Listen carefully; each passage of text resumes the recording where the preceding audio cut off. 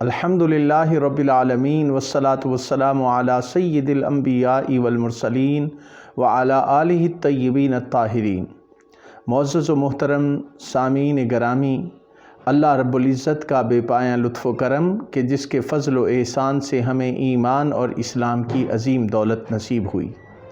आज की इस नशिस्त में हम ज़ुहद व वरा के हवाले से गुफ्तगू करेंगे। ज़ुहद व वरा हमारे असलाफ़ के अंदर और सल्फ़ सालिहीन के किरदार का और उनके अखलाक का एक इंतहाई अहम हिस्सा होता था, और आज भी अगर हम अल्लाह रब्बुल इज़्ज़त की मोहब्बत को पाना चाहते हैं तो ज़ुहद व वरा वो रास्ता है जिस पर चल कर हम अपनी गुफ्तगू को और अपनी ज़िंदगी को हिकमत से भरपूर बना सकते हैं। नबी अकरम सल्लल्लाहु अलैहि वसल्लम की हयात तय्यबा का जब हम जायज़ा लेते हैं तो दुनिया से बेरग़बती और इस दुनिया के अंदर अपने आप को इन्वॉल्व न करना, ये हमें हुज़ूर अलैहिस्सलातु वस्सलाम ने इसकी तलकीन की कि दुनिया को इंसान इस तरह गुजारे कि वो यहाँ दिल न लगाए बल्कि अपने मालिक के साथ अपने दिल को लगाए और दुनिया से बेरग़बत रहे। हथ कारवल दिल यारवल, यानी दुनियादारी के जो फ़राइज़ अल्लाह ताला ने इंसान पर लाज़मी करार दिए हैं वो तो सर अंजाम दे, मगर इस दुनिया के होकर न इंसान रह जाए। ये वो बुनियादी तालीम है जो हमें नबी रहमत सल्लल्लाहु अलैहि वसल्लम की ज़िंदगी से मिलती है।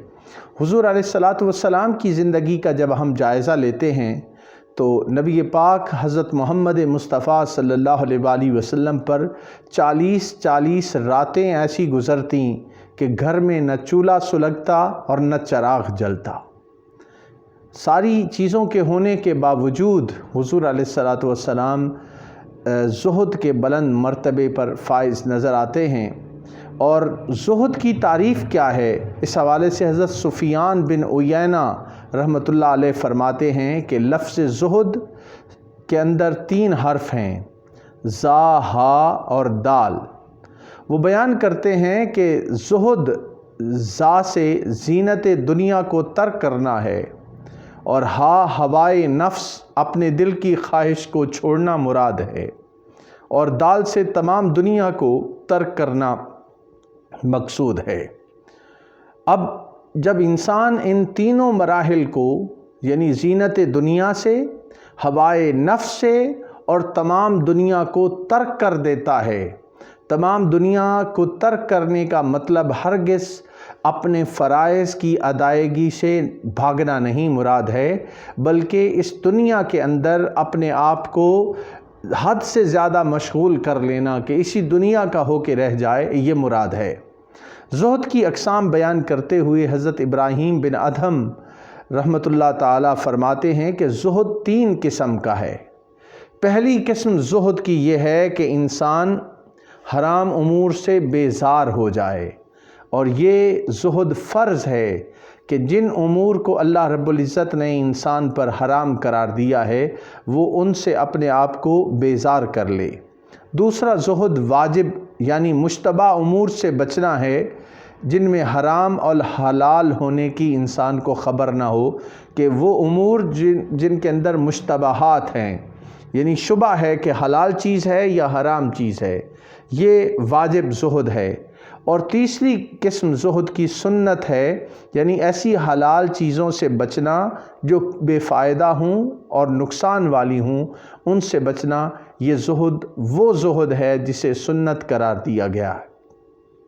जब हम हज़रत मोहम्मद मुस्तफ़ा सल्लल्लाहु अलैहि वसल्लम की ज़िंदगी का जायज़ा लेते हैं तो आपकी ज़िंदगी में हमें ये बात बड़े ही अच्छे अंदाज़ में मिलती है कि हुज़ूर अलैहिस्सलातु वस्सलाम के पास जितना माल व दौलत आ जाता आप उसे शाम होने से पहले तक़सीम फ़रमा देते।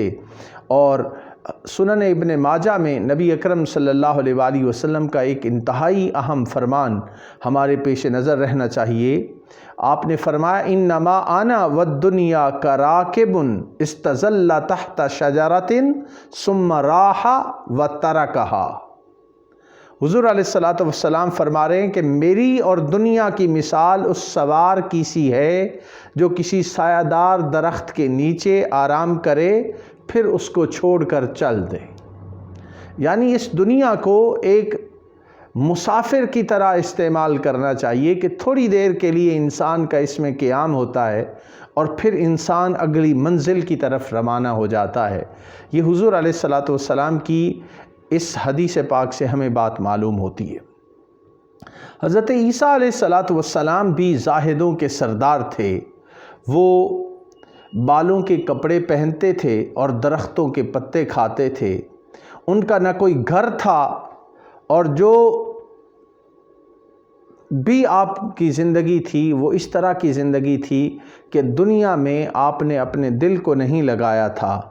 آپ دوسرے روز کے لیے کھانا نہیں جمع کرتے تھے، جس جگہ شام ہوتی وہیں پہ سو جاتے۔ یہ حضرت عیسیٰ علیہ الصلوۃ والسلام کا معمول تھا۔ آپ علیہ الصلوۃ والسلام یعنی حضرت عیسیٰ علیہ الصلوۃ والسلام اپنے حواریوں سے فرمایا کرتے تھے کہ میں تمہیں سچ کہتا ہوں کہ راکھ سے ملا ہوا جو کا بورا کھانا اور کتوں کے ساتھ کوڑوں پر سونا اور سخت ٹاٹ کے کپڑے پہننا اس شخص کے لیے بہت کافی ہے جو مر جائے گا۔ یعنی انسان کے انجام کی طرف حضرت عیسیٰ علیہ السلام توجہ دلا رہے ہیں کہ انسان کو کھانے کے لیے تھوڑی سی خوراک کی ضرورت ہے، بہت زیادہ زاد راہ اس دنیا میں انسان کو نہیں چاہیے۔ لیکن بدقسمتی ہماری کہ آج ہمارا پورا فوکس ہی اس بات پر ہوتا ہے کہ ہم دنیا میں رہنے کے لیے بہت زیادہ وسائل کو جمع کرنے کی کوشش کرتے ہیں، اور شاید ہمارا خیال ہوتا ہے کہ ہم نے ہمیشہ اس دنیا میں رہنا ہے۔ حضرت عیسیٰ علیہ الصلوۃ والسلام نے اپنے لیے کبھی بستر نہیں بنایا، نہ تکیہ اور نہ ہی پیالہ۔ ایک دفعہ آپ علیہ السلام نے سر کے نیچے اینٹ رکھ لی تو حضرت جبرائیل علیہ السلام آپ کے پاس آئے اور کہنے لگے، اے عیسیٰ علیہ السلام، کیا دنیا کو ترک کرنے کے بعد پھر دنیا کی طرف راغب ہونے لگے ہو کہ اینٹ کا تکیہ رکھا ہے؟ اب یہ دیکھیے کہ اینٹ کا تکیہ بنایا حضرت عیسیٰ علیہ السلام نے، تو اس کے اوپر حضرت جبرائیل علیہ السلام کی طرف سے ان کے لیے یہ پیغام آیا۔ یہ آپ کا معمول بن چکا تھا حضرت عیسیٰ علیہ السلام کا کہ تھوڑی دیر کے لیے بیٹھے بیٹھے سو جاتے اور باقی وقت اللہ کی عبادت میں گزارتے تھے۔ یہ تو حال ہے انبیاء کرام علیہم السلام کا، اور یہ حال ہے سلف صالحین کا، جنہوں نے اپنے آپ کو دنیا میں گم کر کے نہیں رکھا، بلکہ اپنے آپ کو اپنے مالک کی یاد میں ہر وقت لگائے رکھا۔ حضرت فضیل بن عیاض رحمۃ اللہ تعالی علیہ فرماتے ہیں کہ اگر تمام دنیا میرے قبضہ میں ہو تو بھی میں خوش نہ ہوں، اور اگر کوئی مجھ سے تمام دنیا چھین کر لے جائے میں اس کا پیچھا نہ کروں اور اس پر غم زدہ بھی نہیں ہوں گا۔ آپ مکہ میں پانی پلا کر گزارا کیا کرتے تھے، اور آپ کے پاس ایک اونٹ تھا جس پر پانی لایا کرتے اور بیچتے، اور اس سے آپ کے اہل و عیال کا گزارا چلتا تھا۔ یہ حضرت فضیل بن عیاض کی کہانی میں آپ کو بتا رہا ہوں۔ ابو سلیمان درانی، بلکہ بعض جگہ پہ ابو سلیمان دارانی آپ کے نام کے ساتھ لقب آیا ہے، وہ فرماتے تھے کہ آدمی پر واجب نہیں کہ وہ اپنے اہل و عیال کو زہد پر مجبور کرے۔ یعنی یہ واجب نہیں ہے کہ انسان اپنے اہل و عیال کو بھی زہد پر مجبور کرے، بلکہ انہیں اس کی ترغیب دے، اگر مان جائیں تو خیر، ورنہ خود زاہد ہو جائے اور ان کے لیے ضروریات مہیا کر دے۔ کہ یہ زہد، دنیا کا زہد یعنی دنیا اختیار کرنا، یہ واجب نہیں ہے۔ اس کی ترغیب دے، کوئی اس کی طرف آتا ہے تو ٹھیک ہے، نہیں تو ان کی جو بنیادی ضروریات زندگی ہیں جو انسان پر فرض کی گئی ہیں، ان کی ادائیگی انسان پر لازم ہے۔ حضرت ابو سلیمان دارانی بیان کرتے ہیں کہ ہر وہ چیز جو تجھے پروردگار کی یاد سے روکے، خواہ وہ اہل و عیال ہوں یا مال وغیرہ، وہ تیرے لیے منحوس ہے۔ یعنی وہ جو چیز اللہ کی یاد سے انسان کو دور کر دے وہ نحوست کا باعث ہے۔ ہم اپنی زندگیوں کا اگر جائزہ لیں تو بہت ساری چیزیں ہمیں اللہ کی یاد سے غافل رکھتی ہیں۔ ہم غور کریں تو ہم اپنی زندگی کو بہتر بنا سکتے ہیں۔ حضرت ابو سلیمان دارانی رحمۃ اللہ علیہ فرماتے تھے کہ جو چیز اللہ کی یاد سے روکے اس سے پرہیز کرنا لازم ہے، خواہ علم ہو یا عمل۔ یعنی علم حاصل کرے تو دنیا کو دکھانے کے لیے، اور عمل کرے تو دنیا کو دکھانے کے لیے۔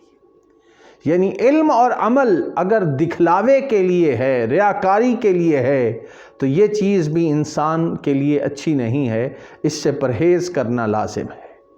آج زہد عن الدنیا ایسے لوگ بہت کم نظر آتے ہیں جو دنیا سے بیزار ہو چکے ہوں اور اس کے اندر اپنا دل نہ لگائیں بلکہ اپنے مالک و مولا کو راضی کرنے میں ہر وقت لگے رہیں۔ محمد بن سیرین رحمۃ اللہ تعالیٰ علیہ فرماتے تھے کہ لوگ امام ابو حنیفہ کے لیے دنیا کے طالب ہوئے تو آپ نے انکار کر دیا، اور ہم نے دنیا کو طلب کیا تو وہ ہم سے بھاگ گئی۔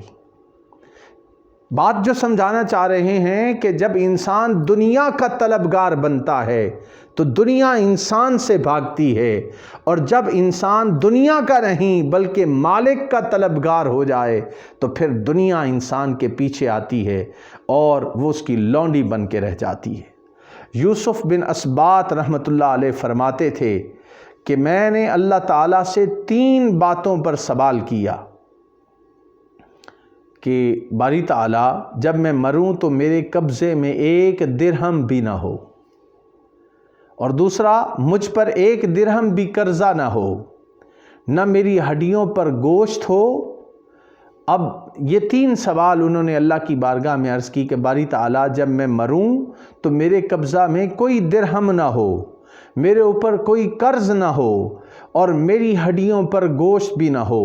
روایت کی جاتی ہے کہ جب یوسف بن اسبات کا انتقال ہوا تو ان پر ان کے قبضے میں 1 درہم بھی نہیں تھا، ان کے اوپر قرض بھی 1 درہم کے برابر نہیں تھا، اور گوشت بھی جسم پہ نظر نہیں آتا تھا۔ گویا اللہ کے حضور زہد کی زندگی کو اپنایا، ورع کی زندگی کو اپنایا، اور بالآخر اپنے خالق حقیقی سے جا ملے۔ یہ ہے حال حضرت یوسف بن اسبات رحمۃ اللہ تعالیٰ علیہ کا۔ وہب بن منبہ رحمۃ اللہ علیہ فرماتے تھے کہ جو شخص تیری ایسی نیکی کی تعریف کرے جو تجھ میں نہ ہو تو ضرور وہ تیری ایسی برائی بیان کرے گا جو تجھ میں نہیں ہے۔ تو جو شخص اپنے آپ کو تہمت کے محل میں لے جائے تو وہ اس پر بدگمانی کرنے والے کو ملامت نہ کرے۔ نیز آپ نے فرمایا کہ گناہ کی معذرت سے بچتے رہو، یعنی گناہ کرو ہی نہیں کہ بعد میں تمہیں معذرت کرنا پڑے۔ اب یہاں پر کتنا اہم فرمان ہے وہب بن منبہ رحمۃ اللہ علیہ کا کہ اگر کوئی تمہاری تعریف کرتا ہے تجھ میں نہیں ہے تو الرٹ ہو جاؤ، خبردار ہو جاؤ کہ وہ تمہاری ایسی برائی بھی بیان کرے گا جو تمہارے اندر نہیں ہے۔ اور اگر تم خود کو اپنے آپ کو تہمت والی جگہ پر لے کے جا رہے ہو اور کسی نے پھر آپ پر الزام لگا دیا تو جس نے الزام لگایا ہے وہ ذمہ دار نہیں ہے بلکہ خود تم ہی ذمہ دار ہو کہ تم ایسی جگہ پر گئے کیوں۔ حضرت احنف بن قیس رحمۃ اللہ تعالیٰ علیہ فرماتے تھے کہ جوانی خضاب سے اور صحت دوا سے واپس نہیں آتی۔ بڑا اہم فرمان ہے حضرت احنف بن قیس کا کہ خضاب لگانے سے جوانی تو واپس نہیں آتی، اور اسی طرح دوا سے صحت تو واپس نہیں آتی، تھوڑی سی بحالی ہو جاتی۔ تو یہ حال ہے ہمارے سلف صالحین کا کہ وہ زندگی کیسے گزارتے تھے۔ یہاں پر میں نبی اکرم صلی اللہ علیہ وآلہ وسلم کی ایک حدیث پاک جسے حضرت سہل بن سعد بیان فرماتے ہیں، وہ کہتے ہیں کہ رسول اللہ صلی اللہ علیہ وآلہ وسلم نے فرمایا لو کانت الدنیا تعدل عند اللہ جناح، وہ بیان کر رہے ہیں کہ اگر حضرت سہل بن سعد بیان کر رہے ہیں کہ حضور علیہ السلام نے فرمایا کہ اگر دنیا کی قیمت اللہ کے ہاں مچھر کے پر کے برابر بھی ہوتی تو وہ کسی کافر کو اس میں سے 1 گھونٹ پانی بھی نہ دیتا۔ یعنی اس دنیا کی اللہ کی نظر میں کوئی قدر و قیمت نہیں ہے۔ اگر مچھر کے پر کے برابر بھی ہوتی تو وہ کسی کافر کو اس میں سے ایک گھونٹ پانی بھی نہ دیتا۔ تو وہ دنیا جس کی حیثیت اللہ کی نظر میں مچھر کے پر کے برابر بھی نہیں ہے، ہم اپنی ساری زندگی اسی دنیا کے حاصل کرنے میں لگا دیتے ہیں، اور بالآخر ہماری موت کا وقت آتا ہے اور سوائے شرمندگی، پریشانی، پشیمانی اور اپنے رب کے حضور شرمندگی کے سوا ہمیں کچھ نہیں ملتا۔ فضیل بن عیاض رحمۃ اللہ علیہ فرماتے ہیں کہ اللہ تعالیٰ نے تمام برائیوں کو ایک کوٹھڑی میں بند کر رکھا ہے اور دنیا کی محبت کو اس کی کنجی بنایا ہے، اسی طرح تمام نیکیوں کو ایک کوٹھڑی میں بند کر رکھا ہے اور اس کی چابی زہد ہے۔ یعنی نیکیاں زہد کرنے سے ملتی ہیں۔ اگر انسان زاہد ہو جائے، زہد کو اختیار کر لے تو نیکیوں کی طرف رغبت ہوتی ہے، اور دنیا کی محبت یہ وہ چیز ہے جو انسان کو برائیوں کی طرف لے کر جاتی ہے۔ ابو سلیمان دارانی رحمۃ اللہ علیہ فرماتے تھے، طالب دنیا کی کوئی حد نہیں کہ جس پر ٹھہر جائے جیسے کہ طالب آخرت کی انتہا نہیں۔ اب یہ دیکھیے کہ طالب دنیا کی کوئی حد نہیں۔ انسان کو جب دنیا ملتی ہے تو وہ اور دنیا کا طلبگار بن جاتا ہے، مزید چیزوں کی خواہش کرتا ہے، اور وہ چیزیں انسان کو للچاتی ہیں، انسان کے دل میں آتی ہیں، وہ اور زیادہ دنیا کو حاصل کرنے میں وقت لگا دیتا ہے۔ تو اس دنیا کے طلب کرنے کی کوئی انتہا نہیں ہے۔ اسی طرح جو آخرت کا طلبگار ہوتا ہے اس کی بھی کوئی انتہا نہیں۔ یہ بات ہمیں سمجھنی چاہیے۔ حضرت عیسیٰ علیہ السلام فرمایا کرتے تھے کہ دنیا اور آخرت کی محبت ایک دل میں جمع نہیں ہو سکتی، جیسے کہ آگ اور پانی ایک برتن میں جمع نہیں ہو سکتی۔ یعنی انسان ایک طرف دنیا کا طلبگار رہے، ادھر آخرت کا طلبگار رہے تو یہ ایک جگہ جمع نہیں ہو سکتی۔ یا انسان آخرت کا طلبگار بنے اور آخرت میں اچھے حالات کے لیے، آخرت میں کامیابی کے لیے انسان پھر محنت کرتا ہے، مجاہدہ کرتا ہے، نیکیاں کرتا ہے، اللہ کی مخلوق کو راضی کرنے کی کوشش کرتا ہے، اور اپنے دل کو دنیا میں نہیں لگا کے رکھتا۔ دنیا شیطان کی دکان ہے، اور اس سے انسان اپنے آپ کو جتنا بچا لے یہی اس کے فائدے میں ہے۔ روایت کی جاتی ہے کہ نوح علیہ السلام جب فوت ہوئے تو جبرائیل علیہ السلام نے ان سے سوال کیا کہ اے تمام انبیاء سے لمبی عمر پانے والے، آپ نے دنیا کو کیسا پایا؟ آپ نے فرمایا ایسے گھر کی طرح جس کے 2 دروازے ہیں کہ ایک سے میں گھسا ہوں اور دوسرے سے نکل آیا ہوں۔ یہ حال ہے اس دنیا کا۔ حضرت نوح علیہ السلام نے فرمایا۔ ابراہیم بن ادھم اپنے زہد و ورع کی وجہ سے پہچانے جاتے تھے۔ وہ فرمایا کرتے تھے کہ اے اللہ، جو آسمان کو زمین پر گرانے سے روکے ہوئے ہے، دنیا کو ابراہیم سے روکے رکھ، دنیا کو ابراہیم سے روکے رکھ۔ تو یہ دنیا کا مل جانا انسان کی آزمائش کی طرف اشارہ کرتا ہے۔ مالک بن دینار رحمۃ اللہ علیہ فرمایا کرتے تھے کہ اگر جسم میں بیماری پورے طور پر مستحکم ہو جائے تو اسے کھانا پینا اچھا نہیں لگتا۔ یہی کیفیت دل کی ہے کہ اگر محبت دنیا سے پر ہو جائے تو اس میں نصیحت کچھ اثر نہیں کرتی۔ یہ بات بڑی اہم ہے کہ اگر محبت دنیا سے دل پر ہو جائے تو انسان پر نصیحت اثر نہیں کرتی۔ آئیے ہمیں اپنے حال کو دیکھنا ہے۔ دنیا کی حیثیت تو مردار جیسی ہے۔ وہب بن مربع بیان کرتے ہیں کہ دنیا مردار ہے، جو شخص اس میں سے کچھ لینا چاہتا ہے تو اسے کتوں سے میل جول پر صابر بننا چاہیے۔ یہ بات بڑی عجیب بات کی انہوں نے کہ دنیا کی حیثیت تو ایسے ہے کہ انسان اس کو حاصل کرنے کے لیے دنیا کا کتا بن کے رہ جاتا ہے، وہ اسی کا طلبگار رہتا ہے۔ دنیا کو طلب کرنے کی بجائے انسان کو آخرت کو طلب کرنا چاہیے۔ محمد بن فضل فرماتے ہیں کہ زاہدوں کا ایثار اس وقت ہوتا ہے جب وہ غنی ہوں، اور جوان مردوں کا ایثار اس وقت ہوتا ہے جب وہ حاجت مند ہوں۔ اب قرآن پاک میں اس حوالے سے بڑا واضح ارشاد ہے، وَيُؤْثِرُونَ عَلَىٰ أَنفُسِهِمْ وَلَوْ كَانَ بِهِمْ خَصَاصَةٌ، خواہ وہ خود تنگ دست کیوں نہ ہوں، وہ دوسروں کو اپنے اوپر ترجیح دیتے ہیں۔ تو ہم دنیا کمانے کے لیے ہر وقت اپنے آپ کو سب سے سامنے رکھتے ہیں اور دوسروں کی ضروریات کا خیال نہیں رکھتے۔ اہل اللہ اور ہمارے اسلاف کا طریقہ کیا تھا کہ وہ اپنے آپ کی بجائے دوسروں کو نعمتوں سے، دنیا کی نعمتوں سے نوازتے تھے اور خود ایثار کرتے تھے۔ ورا یہ ہے کہ انسان اللہ رب العزت کو مقدم رکھے، اسے اپنی ٹاپ موسٹ پرائرٹی بنائے۔ ابن سماک رحمۃ اللہ علیہ فرماتے تھے کہ جس نے علم بغیر عمل کے طلب کیا اس کا پیشوا ابلیس ہے، اور جو ریاست کا طالب ہوا اس کا رہبر فرعون ہے، اور جس نے ورع تلاش کیا اس کے امام و انبیاء اصفیاء علیہم السلام ہیں، یعنی اس کے پیشوا امام و انبیاء ہیں۔ تو یہ وہ بات ہے جس کو ہم نے اپنے پیش نظر رکھنا ہے اور اپنی زندگی کو سنوارنا ہے۔ حضرت عمر بن خطاب رضی اللہ تعالیٰ عنہ بیان کرتے تھے کہ ہم حلال کے 9 حصے چھوڑتے ہیں اس ڈر سے کہ کہیں حرام میں گرفتار نہ ہو جائے۔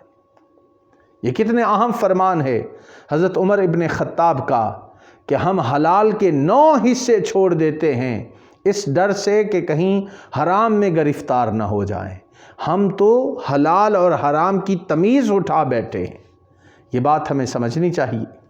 اسلاف کی عادت یہ تھی کہ اگر کسی جگہ ان کا دینار گر پڑتا اور اس کی تلاش میں وہ وہاں جاتے، اور بعد میں ان کو پتہ چلتا وہاں پہ جاتے اور کوئی دینار پڑا ہوا ہوتا تو وہ اسے نہیں اٹھاتے تھے اور خیال کرتے تھے کہ ممکن ہے کسی اور کا گرا ہو اور میرا کسی اور نے اٹھایا ہو۔ یعنی ان کے زہد و ورع کا یہ عالم تھا، خوف اور خشیت اتنی زیادہ تھی کہ کسی اور کا حق ہم نہ اٹھا لیں، تو وہ اپنا گرا ہوا دینار اٹھانے میں بھی اتنے محتاط تھے۔ ورع کے بغیر انسان کی زندگی بیکار ہے۔ حضرت فضیل بن عیاض بیان کرتے ہیں کہ وہ فقہ کام کی نہیں جس میں ورع نہ ہو، جیسے وہ نماز کچھ نہیں جس میں خشوع نہ ہو، اور وہ مال کچھ نہیں جس میں سخاوت نہ ہو۔ اب یہ بات بھی سمجھنے والی ہے جو یہاں پہ حضرت عمر بن عبدالعزیز کے ورع کے حوالے سے ہمیں زہد کی کتب میں موجود ملتی ہے۔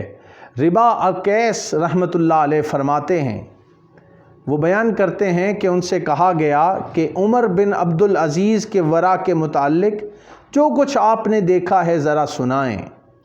تو ربا القیس کہنے لگے، عمر بن عبدالعزیز رحمۃ اللہ علیہ نے ایک شام ہمیں کھانے پر بلایا، ہم کھا رہے تھے تو فرمانے لگے ٹھہر جاؤ، اس چراغ کا تیل عوام کا تیل ہے جس میں ان کے حساب و کتاب کے کاغذات دیکھتا۔ یہ حضرت عمر بن عبدالعزیز کا ورع تھا کہ وہ تیل جو عوام کے مسائل دیکھنے کے لیے وہ استعمال کرتے تھے، وہ اس دعوت کے اندر اس کی روشنی اپنے مہمانوں کے لیے گوارا نہیں کی۔ اسی طرح حضرت بشر حافی کی بہن امام احمد بن حنبل کی خدمت میں حاضر ہوتی ہیں اور آ کر وہ کہنے لگیں کہ ہم اپنے مکان کی چھت پر سوت کاٹتے ہیں تو طاہریہ کی مشعلیں وہاں سے گزرتی ہیں اور ان کی شعاعیں ہم پر پڑتی ہیں، کیا ان کی شعاؤں میں ہمارے لیے سوت کاٹنا جائز ہے؟ امام احمد نے پوچھا کہ آپ بی بی ہیں کون؟ جواب دیا بشر حافی کی بہن۔ امام احمد بن حنبل رو پڑے اور کہا تمہارے ہی گھر سے تو سچی پرہیزگاری نکلتی ہے، ان کی شعاؤں میں سوت نہ کاتا کرو۔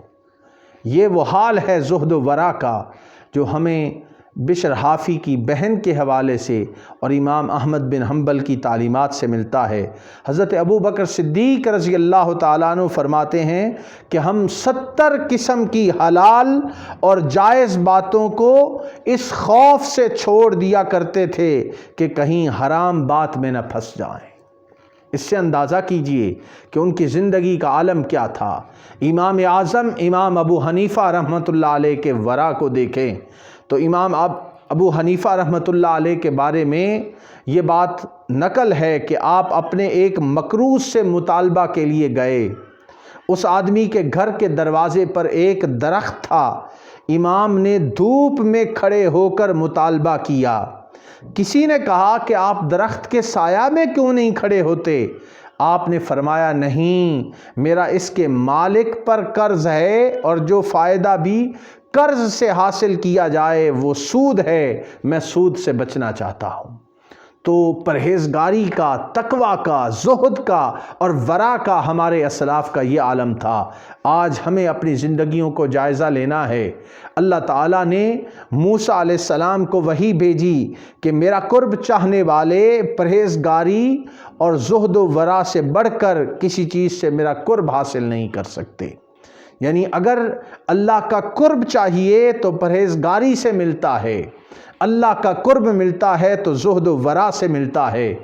حضرت ابو ہریرہ رضی اللہ تعالیٰ عنہ فرماتے ہیں کہ قیامت کے دن اہل ورع اور زہد اللہ تعالیٰ کے ہم نشین ہوں گے، یعنی ہم نشینی اللہ کی ان کو نصیب ہوگی جو زہد و ورع کو اختیار کرتے ہیں۔ حضرت عبداللہ بن مبارک نے ایک قیمتی جانور کھلا چھوڑ دیا اور خود ظہر کی نماز پڑھنے لگ گئے۔ جانور شاہی کھیتوں میں چرتا رہا۔ اس پر ابن مبارک نے اس جانور کو اس شخص کے پاس چھوڑ دیا جس کے قبضے میں وہ کھیت تھے، اور پھر اس پر سوار ہونا پسند نہیں کیا۔ دوستان محترم، آج ہمیں اپنی زندگیوں کا جائزہ لینا ہے کہ ہم اس دنیا داری میں کس حد تک چلے گئے ہیں اور ہمارے سلف صالحین زہد و ورع کے کس مقام پر تھے۔ اللہ رب العزت ہمیں زہد و ورع کو اپنانے کی توفیق عطا فرمائے۔ والسلام علیکم ورحمۃ اللہ وبرکاتہ۔